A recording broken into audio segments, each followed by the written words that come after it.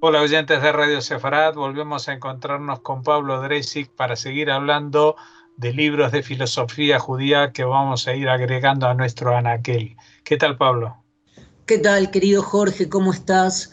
Bueno, sí, efectivamente vamos a colocar un libro pequeño, pero como las fragancias, como los extractos, muchas veces los libros pequeños atesoran contenidos sumamente interesantes. Y en este caso es un libro, como dije, pequeño, que forma parte de una serie de pequeños libros, todos ellos muy valiosos, que fueron publicados en Buenos Aires, en Argentina, todos de temática judía y de pensamiento judío y en general con una atención particular a los filósofos judíos, a la filosofía judía, así que es un imprescindible en nuestro anaquel.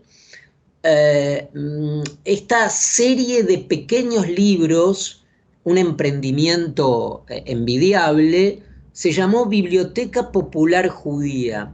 Y a pesar de que el apelativo, el calificativo de popular puede dar idea de algo meramente divulgativo, aunque estaban destinados a la divulgación, eh, no carecían de profundidad en absoluto, todo lo contrario, de una gran profundidad que hoy no podemos, que hoy es difícil de encontrar en ediciones actuales. Entonces, este emprendimiento tan encomiable que fue esta serie de libros de filosofía judía, hoy nos vamos a dedicar al que fue publicado en el año 1970 en Buenos Aires. eh, Todo esto sponsoreado, patrocinado por el Congreso Judío Mundial, digamos, apoyaba este emprendimiento. Y vamos a comentar el ejemplar, el fascículo de esta colección número 54, que en este caso, quien estuvo a cargo de este ejemplar fue el filósofo judío ruso-argentino, vino a la Argentina, llegó a la Argentina cuando tenía apenas un año, el autor León Duhovne, un injustamente olvidado filósofo judeo-argentino, nacido en Ucrania, en el año aproximadamente, sí, en el año 1898 y que murió en Buenos Aires en 1984. Y el libro de León Duhovne es una semblanza de otro filósofo olvidado, de algún modo, que ahora está siendo muy rescatado en Alemania y en algunos centros europeos, en universidades europeas, un filósofo que ha sido ahora muy rescatado, que fue Salomón Maimón. Salomón Maimón, un filósofo judío nacido en Bielorrusia, en Mir, en 1753, y que perteneció y que pertenece no solo a la ilustre lista de filósofos judíos de la Ilustración, sino que forma parte hoy, y me voy a referir a eso, a el patrimonio, digamos, de la historia de la filosofía universal. Entonces tenemos un autor, León Duhovne, prolífico, muy interesante, de algún modo, no diría olvidado, pero no lo suficientemente recordado, por lo menos, que escribe en 1970 sobre un filósofo judío bielorruso alemán, porque desarrolló Salomón Maimón casi toda su empresa filosófica en Alemania, y también ahora rescatado como filósofo. Comencemos entonces. Y una cuestión es que este libro, este ejemplar, este fascículo, puede ser asequible fácilmente. Dicho y tiene como páginas, tiene algo así como, tiene 40 páginas. Comencemos entonces por el tema del libro, por el filósofo Salomón Maimón, que dijimos que ahora está siendo rescatado, hace tiempo está siendo particularmente rescatado como filósofo, ya no solo como un filósofo judío, sino como un filósofo con alcance universal. Salomón Maimón nace con el nombre de Shlomo ben Yoshua en 1753, siglo XVIII, en Bielorrusia, lo que hoy es Bielorrusia, y fallece en una zona cercana a Silesia, que hoy corresponde a Alemania, pero siempre estuvo entre Alemania y Polonia. Salomón Maimón, que se pone a sí mismo Salomón Maimón él mismo en homenaje al filósofo Maimónides, al gran filósofo cordobés, estudió de joven, de pequeño, en la escuela de estudios, que era una escuela de estudios solo religiosa, no había otra, el Heder o Yeshivá, como uno lo quiera denominar, pero como tantos de estos avanzados y precoces pensadores judíos, igual que Mendelssohn, que también tuvo una formación autodidacta religiosa, mejor dicho, una educación religiosa formal y luego una formación filosófica autodidacta, igual que Mendelssohn, era más joven que Mendelssohn, comenzó por su cuenta a estudiar filosofía. Primero estudió medicina, estudió óptica, pero comienza a estudiar filosofía, y la inquietud por la filosofía lo lleva a una serie de tribulaciones, de viajes por varias ciudades de Europa en busca de la sabiduría, de algún modo, ¿no? Tratando de conectar con los sabios de la época, los filósofos de la época.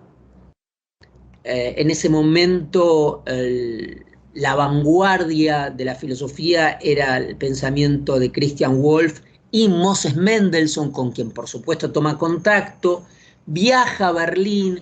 En Berlín un poco es rechazado por el mainstream, por el establishment judío de Berlín en esa época, muy demasiado cerrado. Y él todo esto lo escribe en un libro que se tradujo al inglés, el original es en alemán, que es la autobiografía. Él escribió su autobiografía, donde pasó escasez económica, estuvo viviendo en forma muy precaria, la intemperie, durmiendo casi en la calle, pero siempre estudiando de manera voraz, hasta que en 1890, luego de dedicarse al estudio obsesivo de la obra de Kant, de Immanuel Kant, del gran filósofo alemán, que era su contemporáneo, que era más grande, pero era su contemporáneo, él en 1890 escribe un comentario a la crítica de la razón pura de Kant. Había que atreverse a escribir un comentario crítico, digamos, elogioso, pero crítico al mismo tiempo, de la crítica de la razón pura, con alguna serie de objeciones, de tipo epistemológicas, de tipo filosóficas, al sistema kantiano. Por medio de un conocido en común, el doctor Marcus Hertz, que aparte de médico fue un filósofo alemán, judío, muy amigo de Kant. Entonces, mediante esta persona en común, mediante Marcus Hertz, le llega a Kant la crítica, el texto de Maimón, de Salomón Maimón, sobre él mismo, sobre Kant.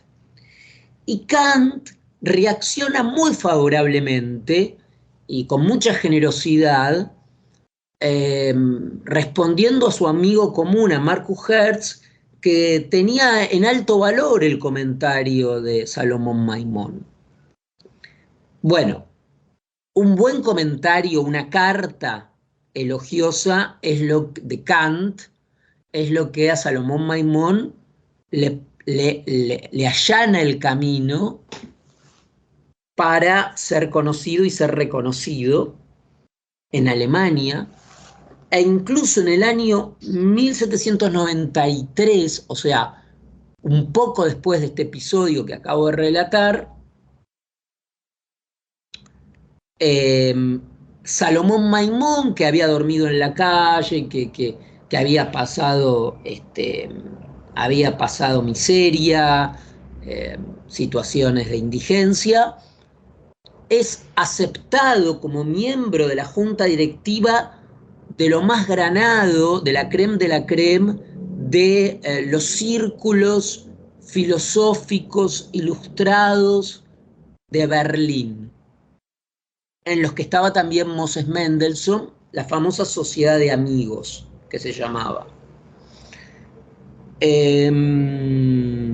Con Moses Mendelssohn tiene una relación muy estrecha, también tienen diferencias filosóficas, y acá me detengo un poco en la filosofía de Maimón. Maimón no se dedicó a la exégesis religiosa, ni fue un pensador judío, aunque escribió comentarios sobre textos tradicionales judíos, pero Maimón se puso a discutir epistemológicamente con Kant, e incluso, o sea, quiso entrar en la agenda de la filosofía universal y de lo más importante de la filosofía universal, y esto lo rescata mucho el libro de León Duhovne, el pequeño libro que recomiendo mucho, que es una biografía de Salomón Maimón, pero también una reflexión sobre su filosofía. Y la filosofía de Salomón Maimón era una crítica a Kant y también una muy buena lectura de la filosofía del escocés David Hume, del empirismo inglés, al punto que tenía vigencia y era importante universalmente la filosofía de Salomón Maimón, que el filósofo francés Gilles Deleuze, uno de los filósofos más retadores, más desafiantes del siglo XX, rescata una idea filosófica, como digo, epistemológica de Salomón Maimón, que es una idea muy compleja, que es el concepto de diferenciales, que no nos vamos a detener ahora, pero que es un concepto filosófico muy complejo, cuasi matemático. Bien, y para terminar, para culminar, una breve reseña del autor, de León Duhovne, que dijimos también que no es lo suficientemente recordado. Sobre León Duhovne, quien está investigando de manera interesante, es un joven investigador muy bueno, de la Universidad de Leipzig, del Instituto Dubnov, que se llama el doctor Enrico Luca, un joven investigador muy brillante. León Duhovne, como dijimos, nació en Ucrania y desarrolló toda una tarea de profesor de filosofía en la Universidad de Buenos Aires, sobre todo en la Cátedra de Filosofía de la Historia entre los años 1956 y 1964. Llegó a la Argentina, como dije, de muy pequeño.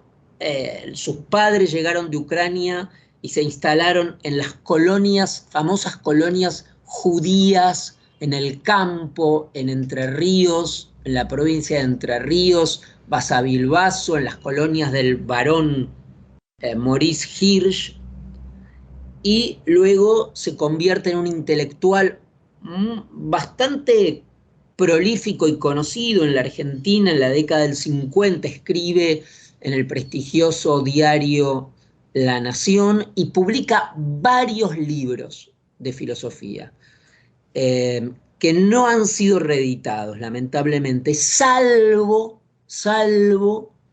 su libro sobre Spinoza, que son 3 tomos, que la Biblioteca Nacional de Buenos Aires hace algunos pocos años reeditó. Entonces, Jorge, vamos a colocar Salomón Maimón, de León Duhovne, publicado en Buenos Aires por la Biblioteca Popular Judía, y que los oyentes pueden acceder de manera, me parece, fácil.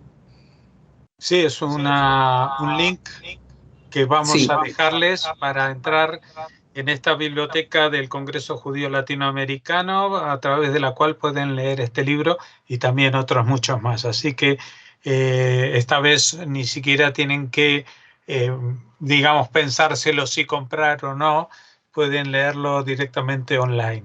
Así que este es un libro que va a estar más que en un anaquel físico, en un anaquel, digamos, cibernético, Sí. al que podemos acceder en cualquier momento y desde cualquier lugar. Y como siempre te agradecemos que nos hayas acercado a estos 2 personajes, tanto a Salomón Maimón como a León Duhovne, porque ambos 2 son casos que vale la pena conocer, ¿no? Muchas gracias, sí, por supuesto. Gracias, Jorge. Bueno, y hasta la próxima, y Pesach Sameach mientras tanto. Igual, gracias.